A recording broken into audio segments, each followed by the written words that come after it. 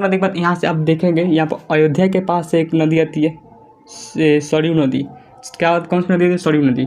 और सरयू नदी जब छपरा जिले के पास गंगा नदी में आके मिलती है, तो इसे बिहार में इसे सरयू नदी को हम लोग क्या कहते हैं? घघरा नदी। कौन सी नदी? घग्गर नदी, घाघरा नदी। तो 14 नंबर ही हो गया। 14 नंबर कितना हो गया?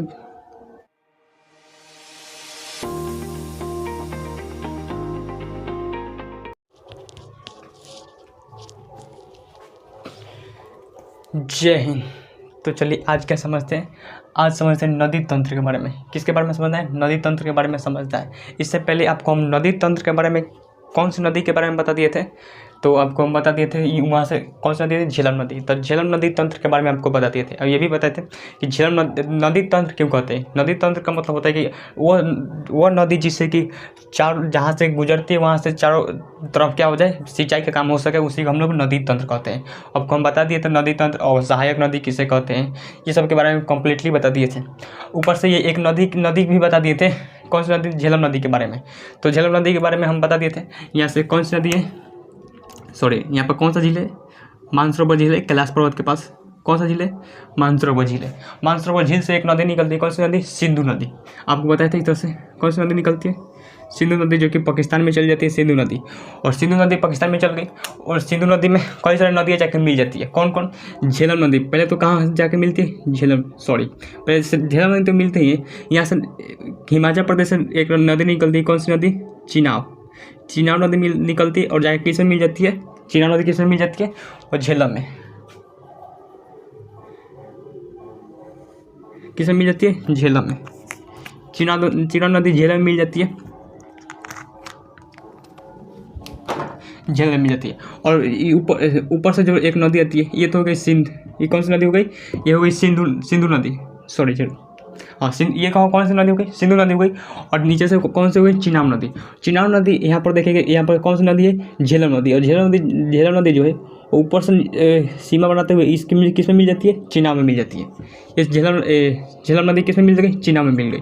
फिर उधर से एक नदी आती है चिनाब नदी। कौन सी नदी? चिनाब नदी। और चिनाब नदी भी किस में मिल जाती है? झेलम में। किस में मिल जाती है? झेलम में। फिर नीचे से निकलती है व्यास नदी। कौन सी नदी? व्यास नदी। और व्यास नदी भी किस में मिल जाती है? व्यास नदी तो मिलती है सतलुज में। ऊपर से यहाँ से एक नदी आती है सतलुज नदी। कौन सी नदी? सतलुज नदी। और सतलुज नदी में कौन नदी मिल जाती है? व्यास नदी। और व्यास नदी जहाँ पर मिलती है वहाँ पर हरी के बैराक बनाए गए। और उसी हरी के बैराक से क्या निकलती है? एक इंदिरा गांधी नहर चल जाती है राजस्थान में। और ये चिनाब नदी भी, सॉरी, झेलम नदी भी किस में मिल जाती है? चिनाब में मिल जाती है। तो ये नदी तंत्र के बारे में था। किसके बारे में था? तो ये जो झेलम नदी हुई कहाँ चली गई? पाकिस्तान में चल गई। और उसके बाद यहाँ पर चिनाब नदी चल जाती है किस में? झेलम में। तो झेलम कह रहे हैं, सिंधु नदी की सबसे बड़ी सहायक नदी जो है वो कौन सी? चिनाब नदी। कौन सी नदी? चिनाब नदी। और ये दुआ भी बता दी है, कौन कौन से दुआ है। और परियोजना तो आपको बताएंगे, कुछ परियोजना बताए थे। हालांकि परियोजना इसमें अब नहीं याद रखे तो नहीं, कोई बात नहीं है। आगे हमको परियोजना आपको पढ़ाना है जियोग्राफी क्लास में। तो ये तो हो गया परियोजना। ऐसे बता सकते हैं तुलबु परियोजना किस नदी पर है? तुलबु परियोजना झेलम नदी पर है, तुलबु परियोजना। तो ये तो हो गई सिंधु नदी तंत्र। तो सिंधु नदी तंत्र के बारे में तो हमको बता ही दिए थे। इसको मिटा देते हैं। मिटाने में इसको 10 घंटा लगेगा। ये कौन सी? झेलम नदी। झेलम नदी मिट गई। इधर से सिंधु नदी मिट गई, इधर से व्यास नदी मिट गई और ये सतलुज नदी मिट गई। इसको मिटाओ, कंप्लीट, हट गया ये।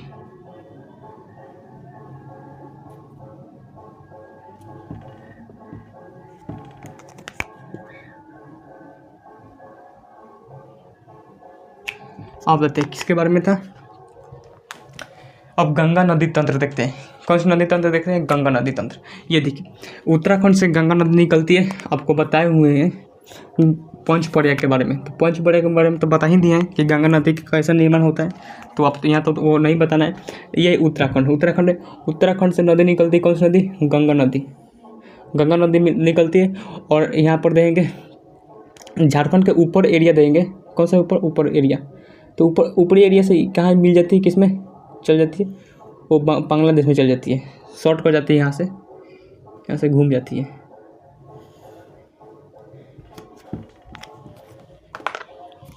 ये झारखंड के ऊपरी एरिया से मिलती है। साहिबगंज, कौन सा है, साहिबगंज से ऊपर से मिलती है। और ये कहाँ चल जाती है, बांग्लादेश में चल जाती है। और बांग्लादेश में बांग्लादेश को इसको पद्मा के नाम से जाना जाता है। बांग्लादेश में गंगा नदी को किसके नाम से जाना जाता है, पद्मा नदी। कौन सी नदी, पद्मा नदी। तो ये हो गया गंगा नदी। अभी सबसे जो लंबी नदी है कौन सी है, भारत की सबसे लंबी नदी गंगा नदी। और सबसे लंबी नदी तंत्र भी जो है वो कौन से है, गंगा नदी है। देखेंगे बहुत बड़ा नदी तंत्र है यहाँ पर। अगर अभी तो इसका सहायक नदी पर आएंगे तो बहुत इसका सहायक का सहायक नदी है। जैसे इसका यमुना एक सहायक नदी है, फिर उसका बहुत ज़्यादा सहायक नदी है। आप देखेंगे काली सिंध, बेतवा केन, ये सब किसकी सहायक नदी है, यमुना की। और यमुना किसकी सहायक है, गंगा नदी की। तो ये सबसे बड़ी नदी तंत्र जो है वो कौन से गंगा नदी तंत्र, गंगा नदी तंत्र। अब गंगा के बारे में शुरू करते हैं। गंगा नदी को किस में पढ़ते हैं, सॉरी, गंगा नदी को बांग्लादेश में क्या कहते हैं, पद्मा के नाम से जाना जाता है। गंगा नदी के नाम किस, बांग्लादेश में क्या नाम है, पद्मा। कौन सी नदी, पद्मा नदी। देखिए गंगा नदी जो है वो अभी तो बहुत ही प्रदूषित नदी हो चुकी है। गंगा नदी को गंदा नदी बना दिया गया है। आप देखते हैं जितने भी जो, हालांकि गंगा नदी में एक बैक्टीरिया पाया जाता है, बैक्टीरिया फेज नामक एक जीवाणु पाया जाता है। बैक्टीरिया फेज नामक एक जीवाणु पाया जाता है जो कि गंगा नदी में जो रासायनिक क्रिया से जो बहुत खतरनाक क्या निकलते हैं, जो पदार्थ वगैरह निकलते हैं या फिर जो एक वायरस वगैरह निकलते हैं, उन सबको खा जाता है। तो गंगा नदी में कौन सी बैक्टीरिया पाई जाती है, बैक्टीरिया फेज नामक बैक्टीरिया पाई जाती है, जो कि जीवाणु पाई जाती है, जो कि क्या करती है, वो जितने भी खराब बैक्टीरिया होते हैं उन सबको खाकर खत्म कर देती है और नदी को यानी पानी को शुद्ध बनाए रखती है। हालांकि शुद्ध हम लोग छोड़े ही नहीं है। अब देखते हैं कि जितने भी कचरा जो होते हैं वो डायरेक्ट हम लोग गंगा नदी में बहा देते हैं, जबकि उसको एक वाटर ट्रीटमेंट प्लांट कर तब जाके पानी को गंगा नदी में बहाना चाहिए। अब देखते हैं पटना जिले में देखिएगा तो उसमें जहाँ तो हम देखे हुए हैं वहीं का हम बात बताएंगे। तो जहाँ पटना नदी में देखेंगे तो बहुत सारे जितने भी नाली कचरे, फिर जितने भी कचरे निकलते हैं, जितने भी नाली से भी कचरे निकलते हो और डायरेक्ट गंगा नदी में बहा दिया जाता है, जिससे कि कचरा तो फैलेगा ही फैलेगा। तो उस पर क्या होना चाहिए, सरकार क्या करती है, गंगा नदी को शुद्ध करने में लगती है। नहीं, गंगा नदी को शुद्ध करना है तो आप गंगा नदी को गंदा ही नहीं होने दीजिए, वो अपने आप शुद्ध हो जाएगी। अब देखेंगे लॉकडाउन में कई सारी नदी लॉकडाउन में क्या होता है, शुद्ध हो चुकी है, क्योंकि लॉकडाउन में सारे लोग घर पर बैठे थे और उतना कचरा फैल नहीं रहा था। आप देखते हो जैसे कचरा वगैरह जो होता है वो हम लोग जानबूझ कर भी फैला देते हैं। हम देखते होंगे कोई कपड़ा फिर जाता है तो देखिए अच्छा कोई बात नहीं, जब छठ पूजा जो होता है अब देखते हैं अगरबत्ती बारा जाता है या फिर जो धूप वगैरह जलाया जाता है, मिट्टी वगैरह मिट्टी में देखते हैं कि एक मिट्टी रहता है उस पर दिया जलता रहता है, वो भी गंगा नदी में डाल देते हैं। तो उससे कचरा नहीं फैलता है क्योंकि मिट्टी जो होती है वो गल जाती है, गल कर खत्म हो जाती है। लकड़ी भी जो होती है गल कर खत्म हो जाती है, लेकिन प्लास्टिक कचरा पूरा हम बिक देते हैं, वो गलती भी नहीं है। और जितने भी जो नालियाँ वगैरह जो है वो डायरेक्ट हम लोग छोड़ देते हैं किसमें, गंगा नदी में। उससे क्या करना चाहिए, एक बड़े छन्नी लगा देना चाहिए। छन्नी मतलब जो बड़े बड़े नाली में क्या है कचरे हैं वो एक साइड रोक ले और फिर छोड़ा जाए। फिर अगले 2-3 किलोमीटर पर फिर एक छोटा सा मतलब उससे पतला छन्नी लगा देना चाहिए ताकि उससे छोटे चीज़ों को रोक दे। फिर अगले 2-3 किलोमीटर बाद क्या लगा देना चाहिए, उससे पतला और छन्नी लगा देना चाहिए ताकि जितने भी कचरे हो गए वो साइड हो जाए और बाकी जो कचरा बच गया, अब जो बहुत ज़्यादा गंदगी फैल गई है तो उसे क्या करते हैं, रासायनिक क्रिया द्वारा एक जगह किसी इकट्ठा किया जाए उस कचरे को, और वहाँ पर क्लोरीन वगैरह जो बहुत सारे रासायनिक पदार्थ आते हैं उसमें डाल देते हैं। तो जितने भी कीड़ा मकोड़ा जो होते हैं कचरा होते हैं सारे मर जाते हैं। और फिर आप छोड़िए गंगा नदी में, देखिए गंगा नदी कैसे साफ़ होती है। तो क्या कर सकते हैं, ये लोग गंगा नदी को साफ होने नहीं देना चाहते। तो ये हो गया गंगा नदी। सबसे बड़ा नदी तंत्र जो है वो कौन सी नदी, गंगा नदी। अब देखिए गंगा नदी की सबसे बड़ी सहायक नदी है जो कौन सी है, यमुना नदी। यमुना नहीं जी, यमुना तो यहाँ पर कहाँ पर चलेगा, बांग्लादेश में। यमुना नदी इधर से ब्रह्मपुत्र नदी को ही यमुना नदी कहते हैं। देखिए ब्रह्मपुत्र नदी तंत्र पढ़ेंगे तो एक से एक नाम आएगा। ब्रह्मपुत्र नदी को कोई को नाम रख दिए गए हैं। यहाँ पर सांगपो नदी, हालांकि अभी छोड़ो वहाँ पर नहीं जाता है, कन्फ्यूज आ जाएंगे। तो ये गंगा नदी है। गंगा नदी की सबसे बड़ी सहायक नदी जो है वो कौन सी है, यमुना नदी।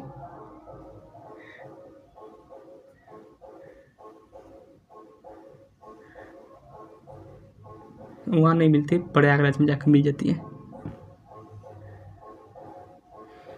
अब यहाँ पर तो मैप है नहीं कि आपको दिखाया जाएगा कहाँ पर जाके मिलती है। आप ये इस तरह से आइडिया लगा लीजिएगा। ये हो गया कौन सी नदी, यमुना नदी।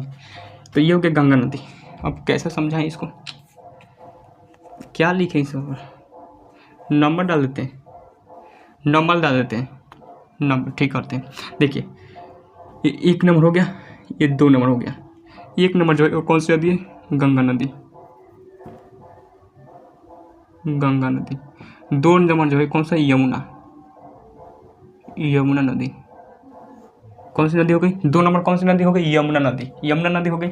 अब देखिए सबसे गंगा नदी की सबसे बड़ी सहायक नदी जो है वो कौन सी नदी है? यमुना नदी है। और यमुना नदी का भी अलग से एक सहायक नदी है। कई सारी सहायक नदी है। कौन कौन नदी देंगे? देखिए यमुना नदी में आप इधर से देखेंगे, इधर से एक नदी मिलती है। कौन सी नदी? बनास नदी। 3 नंबर हो गई बनास नदी। 3 नंबर कौन सी नदी हो गई? बनास नदी। ये जो कोटा जो है चंबल नदी के किनारे यहाँ से ये चंबल नदी हो गई। अरावली पर्वत से चंबल नदी निकलती है। सॉरी ये बनास नदी लिखती है। ये कौन सी नदी हो गई? चंबल नदी। ये कौन सी नदी हो गई? चंबल नदी। चंबल नहीं, ये नदी बनास नदी है। ये 4 नंबर देते हैं इसको 4 नंबर दे देते हैं। 3 नंबर जो है चंबल नदी है। 3 नंबर कौन सी नदी है? चंबल। सबसे ज़्यादा बीहर कौन सी नदी बनाती है? चंबल नदी। चंबल नदी। और 4 नंबर जो है वो बनास नदी। बनास नदी इधर से मिलती है। ये बनास नदी। कौन सी नदी? बनास नदी। तो 4 नंबर कौन सी नदी हो गई? बनास नदी। तो बनास नदी जाकर किस में मिलती है? बनास नदी जो मिलती है किसमें? चंबल नदी। और चंबल नदी जाकर किस में मिल जाती है? वो किस में मिल जाती है? तो यमुना नदी में। और यमुना नदी जाकर किस में मिल जाती है? गंगा नदी में। देख रहे हैं कितना लंबा लंबा लंबा है। तो ये हो गया बनास नदी। डेट से लिख देते हैं। ये हो गई बनास नदी। 4 नंबर कौन सी हो गई? बनास नदी। यहाँ से अरावली पर्वत है। ये अरावली पर्वत है। अरावली पर्वत से कौन सी नदी निकलती है? बनास नदी। और इधर से निकलती है लूनी नदी। आप देखते होंगे इधर से कौन सी नदी निकलती है? लूनी नदी, जो कि कच्छ करण में चल जाती है। लूनी नदी। ये 5 नंबर हो गया। 5 नंबर कौन सी नदी हो गई?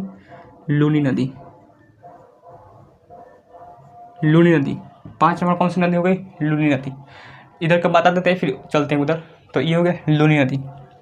कौन सी नदी? लूनी नदी। इधर से हो गई कौन सी नदी? बनास नदी। ये हो गई चंबल नदी। सबसे ज़्यादा बीहर कौन सी नदी बनाती है? चंबल नदी। चंबल नदी बीहर इसलिए बना देती है कि इधर का एरिया बालू है। क्या है? बालुई क्षेत्र है, जिस वजह से यहाँ पर चंबल नदी बालुई क्षेत्र में आ जाती है। ये बना है। इसके निचली भाग से देंगे तो कौन सी नदी निकलती है? साबरमती नदी, जो कि कच्छ खाड़ी में गिर जाती है। सॉरी, खंबाती खाड़ी में। आज बार बार गलती क्यों हो रहा है हमरा से? ये हो गया कौन सी नदी? साबरमती नदी। 6 नंबर कौन सी नदी हो गई? साबरमती नदी किस में जाकर गिर जाती है? तो खंबाती खाड़ी में गिर जाती है साबरमती नदी। और ये 5 नंबर कौन सी नदी हो गई? तो ये लूनी नदी हो गई। इसे हम लोग अंतर्वेशी नदी कहते हैं, क्योंकि यहाँ पर राजस्थान में थोड़ा सा आगे बढ़ती है और वहीं पर ख़त्म हो जाती है। कच्छ रण में तक आते आते ख़त्म हो जाती है। तो इसलिए हम लूनी नदी को अंतर्वेशी नदी कहते हैं। क्या कहते हैं? अंतर्वेशी नदी। तो 6 नंबर कौन सी हो गई? 6 नंबर कौन सी हो गई? तो साबरमती नदी। अब देखिए, अब यहाँ पर देख रहे हैं ये मरुस्थल है, थार मरुस्थल है, लेकिन यहाँ पर बहुत सारी नदियाँ देखने को मिलेगी। ये 4 नंबर जो हो गई वो बनास नदी हो गई। ये 3 नंबर चंबल नदी हो गई। 5 नंबर जो है लूनी नदी हो गई। 6 नंबर हो गई बनास नदी। और ऊपर से एक नहर आती है, इंदिरा गांधी नहर। इधर से आती है इंदिरा गांधी नहर। आपको पता पढ़ाए हुए इंदिरा गांधी नहर, जब राजस्थान का मध्य पढ़ा रहे थे तो आपको पता है, तो इंदिरा गांधी नहर जो है यहाँ पर चल जाती है। तो देख रहे हैं यहाँ पर नदियों का क्या है? जाल बिछ गया, जिस वजह से यहाँ पर खेती वगैरह थोड़ा बहुत संभव हो जाता है। जिस वजह से क्या हो सकता है? आबादी जो रह सकती है, कुछ आबादी जो है वो यहाँ पर रह सकती है। इसलिए कहा जाता है कि वो मरुस्थल सबसे सर्वाधिक मरुस्थल आबादी वाला मरुस्थल कौन सा है? तो थार मरुस्थल। सर्वाधिक आबादी वाला मरुस्थल कौन सा है? तो थार मरुस्थल। तो देख रहे हैं यहाँ पर खेती वगैरह थोड़ा सा संभव है। हालांकि बाजरा का खेती तो होवे करता है, लेकिन नदियों की वजह से थोड़ा बहुत और खेती भी बढ़ जाती है। तो इसलिए हम लोग कहते हैं, इसलिए जो है वो सबसे सर्वाधिक मरुस्थल जो है, सबसे ज़्यादा आबादी वाला सर्वाधिक मरुस्थल कौन सा है? थार मरुस्थल। इसे पाकिस्तान में चोलिस्तान कहते हैं। ये हो गया। अब थोड़ा इधर बढ़ते हैं। क्या बढ़ते हैं? इधर में देंगे तो 4 नदी मिलेगी। कौन कौन? सिंध, काली सिंध, नहीं सिंध, उसके बाद काली सिंध, बेतवा केन। काली सिंध बेतवा केन, ये 4 नदियाँ मिलेंगी। कहाँ पर मिल जाती है? यमुना नदी में। तो कौन कौन? देखिए यहाँ पर ये कर्क रेखा है, कर्क रेखा बता देते हैं। ये कौन सा है? ये कर्क रेखा है।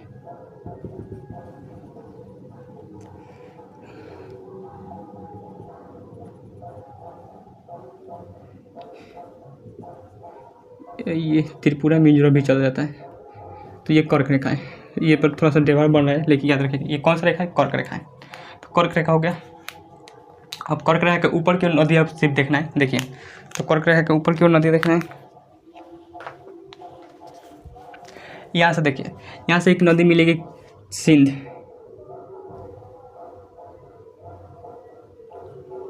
मध्य प्रदेश के ऊपरी हिस्सा से देखेंगे कौन सी नदी, सिंध, सिंध नदी 7 नंबर देख लेते हैं। सिंध है, एक सिंध बेतवा का सिंध नदी। यहाँ पर पहले ये छोड़िए, पहले यहाँ पर चंबल नदी है। चंबल नदी में एक नदी जाकर मिलती है काली सिंध। कौन सी नदी, 7 नंबर इसे बना देते हैं। तो काली सिंध, काली सिंध, काली सिंध हो गई। उसके बाद यहाँ से सिंध, और सिंध बेतवा केन, सिंध बेतवा केन कौन कौन मिल गई,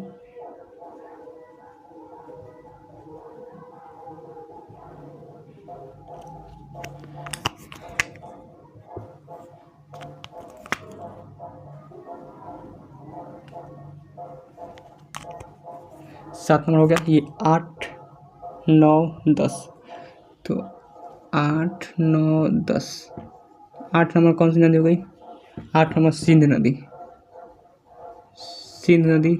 9 नंबर बेतवा नदी, बेतवा नदी, बेतवा नदी। और 10 नंबर केन नदी, केन नदी। तो ये हो गई। ये तीनों की तीनों कहाँ मिल जाती है जाकर, तो ये तीनों की तीनों मिल जाती है यमुना नदी में। कौन सी नदी में, यमुना नदी में मिल जाती है। कौन कौन, काली सिंध तो जाके मिलती है चंबल नदी में। 7 नंबर जो है वो काली सिंध है, काली सिंध जाके मिलती है चंबल नदी में, और चंबल नदी जाकर किस में मिल जाती है, यमुना नदी में। ये हो गया। उसके बाद जो मध्य प्रदेश के ऊपरी हिस्सा में देखेंगे तो कौन कौन नदी मिलेगी, सिंध बेतवा केन। 8 नंबर हो जाएगा सिंध, 9 नंबर बेतवा और 10 नंबर केन। सिंध बेतवा केन, बेतवा। माटा टीला परियोजना किस नदी पर बता सकते हैं, माटा टीला परियोजना। तो माटा टीला परियोजना किस नदी पर, बेतवा नदी पर। माटा टीला परियोजना कौन किस नदी पर है, बेतवा नदी पर। ये तीनों की तीनों किस में मिल जाती है, तीनों के तीनों किस में मिल जाती है, यमुना नदी में। किस में मिल जाती है, यमुना नदी में। अब देखिए, अब थोड़ा ऊपर से देख लेते हैं, क्या लगता है ऊपर से देखेंगे तो कौन सी नदी आएगी, ऊपर से देखेंगे तो गंडक नदी इधर से आती है। यहाँ पर है कोसी नदी आ जाती है, गंडक नदी आती है। हालांकि यहाँ पर सिक्किम के एरिया से एक नदी आती है, कौन सी नदी, तो कौन सी नदी, महानंदा नदी। यहाँ से एक नदी आती है महानंदा नदी। ये 10 नंबर हो गई।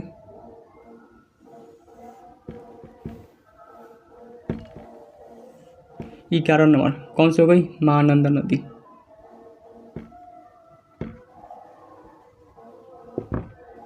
महानंदा, महानंदा नदी कौन सी नदी, 11 नंबर कौन सी नदी हो गई, महानंदा नदी।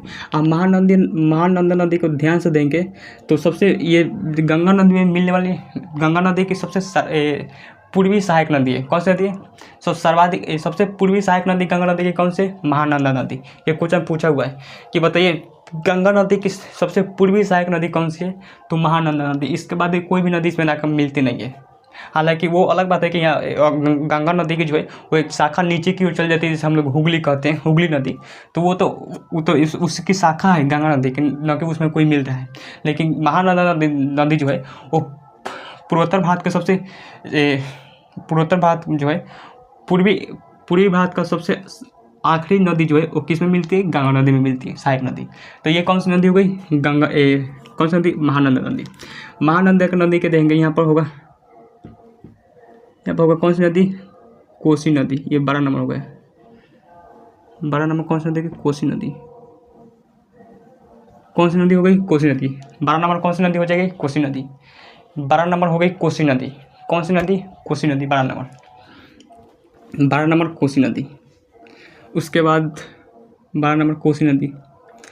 अब यहाँ पर बहुत सारी नदियाँ मिलेंगी। कौन सी नदी, अब जब बिहार का मैप जब पढ़ेंगे तो अब देखेंगे बहुत सारी नदियाँ बिहार में मिलेंगी। लेकिन अब तो ओवरऑल हम लोग भारत में पढ़ रहे हैं। अब छोटी छोटी नदियों को तो पढ़ना मुमकिन नहीं है पूरे भारत पर। अगर आप पढ़ेंगे तो पूरे भारत में छोटी छोटी नदियाँ तो आप पढ़ेंगे नहीं। जब लेकिन बिहार का मैप पढ़ेंगे तो उसमें तो स्पेशल पढ़ना होगा कि बिहार में कौन सी ऊपर से नदी, कोसी नदी, काली नदी, गंडक नदी, बूढ़ी गंगा ये सब बहुत सारी नदियाँ जो होती है इसमें पढ़ना होता है। लेकिन इसमें अगर ओवरऑल पढ़ रहे हैं तो बड़ी बड़ी नदियों को पढ़ना होगा। जैसे कौन सी नदी हो गई, कोसी नदी।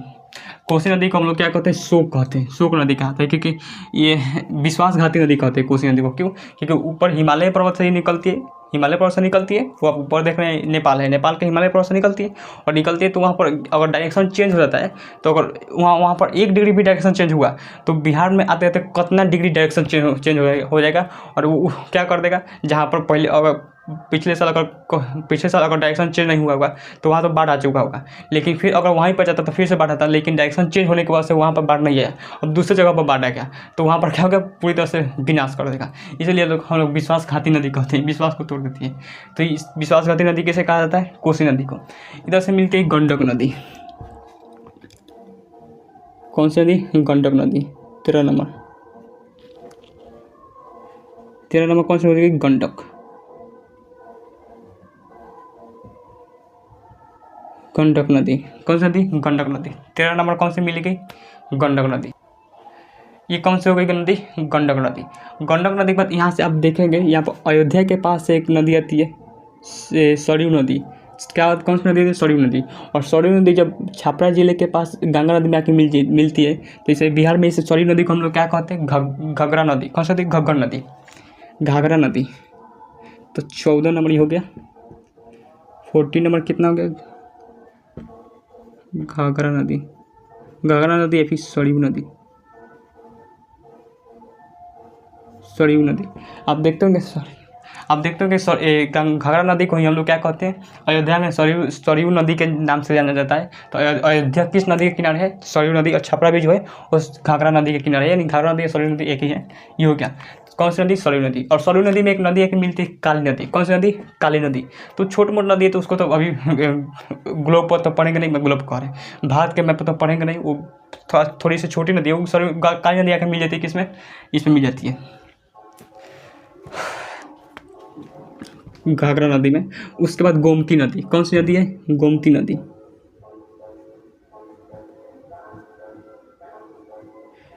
पंद्रह नंबर कौन सी हुई, गोमती नदी। 15 नंबर हो गई गोमती नदी। गोमती नदी 15 नंबर कौन सी नदी हो गई, गोमती नदी। 15 नंबर कौन सी नदी हो गई, गोमती नदी। गोमती नदी। एक और नदी आके मिलती है गोमती, यहाँ पर कौन सी नदी है, रामगंगा नदी। कौन सी नदी, रामगंगा नदी। 16 नंबर कौन सी हो गई, रामगंगा नदी।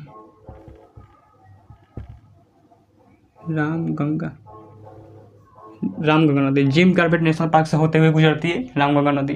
कितने लोग बता सकते, जिम कॉर्बेट नेशनल पार्क हम लोग नेशनल पार्क बता दिए।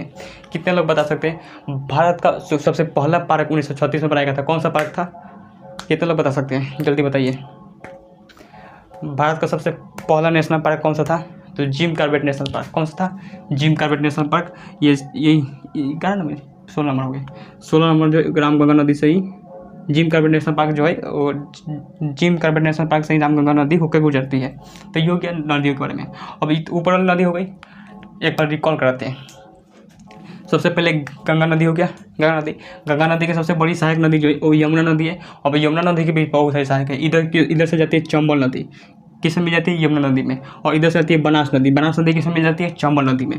अब अरावली पर्वत है, यहाँ इधर से निकलती है लूनी नदी, जिसे हम लोग अंतर्वेशी नदी कहते हैं। नीचे से निकलती है साबरमती नदी, जो कि खंभात की खाड़ी में जाकर गिर जाती है। फिर इधर से निकलती है काली सिंध। कौन सी सिंध, काली सिंध। और किसमें मिल जाती है, चंबल नदी में। और चंबल नदी तो जाकर मिलते हैं यमुना नदी में। उसके बाद देखेंगे सिंध बेतवा केन, 3 नदी मिलेंगे, सिंध बेतवा केन तीनों किसमें मिलती है, वो यमुना नदी में। और यमुना नदी जाकर किसमें मिल जाती है, गंगा नदी में। अब आते हैं ऊपर से, सबसे पूर्वी गंगा नदी में मिलने वाली सबसे पूर्वी नदी जो है कौन सी है, वो पूर्वी नदी देखेंगे तो कौन सी नदी मिल जाएगा, महानंदा नदी। महानदी के बाद कौन सी यहाँ से आती, कोसी नदी के बाद 13 नंबर जो है गंडक नदी। कौन सी नदी, गंडक नदी के बाद देखेंगे 14 नंबर घाघरा नदी या फिर सरयू नदी के नाम से जाते हैं। 15 नंबर देखेंगे तो गोमती नदी। कौन सी नदी, गोमती नदी। 16 नंबर देखेंगे तो रामगंगा नदी। कौन सी नदी, रामगंगा नदी। तो ये क्या था, गंगा नदी तंत्र के बारे में था। अभी और भी एक गंगा नदी तंत्र के बारे में नीचे से देखेंगे तो और भी नदियाँ मिलेंगी। तब तक के लिए आज के लिए यहीं तक रहने देते, तब तक मिलते हैं किसी नेक्स्ट क्लास में।